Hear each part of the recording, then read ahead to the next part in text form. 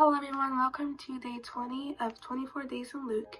Today I'll be covering chapter 20, verses 1 through 8.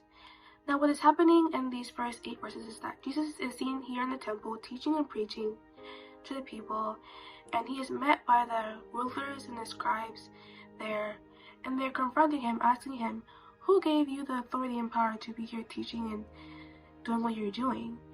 And in verse 2, we see them saying to him, tell us by what authority you are doing these things, or who is he who gave you this authority? And we see him answer them saying, I will ask you one thing, and answer me. The baptism of John, was it from heaven or from men? And they reasoned among themselves, and they knew in the back of their minds what the right answer was, but they didn't want to be seen in the wrong. And they knew that if they said from men, that they would be feared and that they would be stoned to death by the people, because the people believed that John was a prophet. But they knew that if they spoke the truth in their answer, that they would, which would have been the easier way to just answer the question, their answer would have been easy, but they chose not to do that.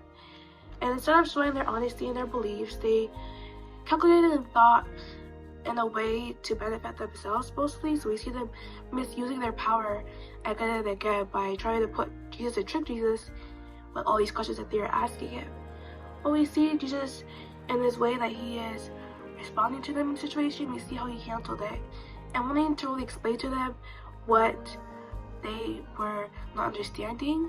But we see them again just try and make themselves look better, look like they know what they're talking about instead of being able to see themselves in the wrong.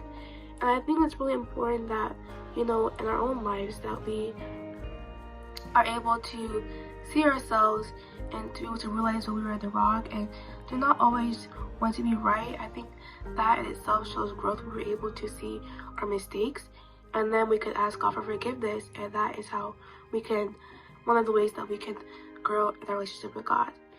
Proverbs chapter 12 verse 19, it says, but a lying tongue is only for a moment.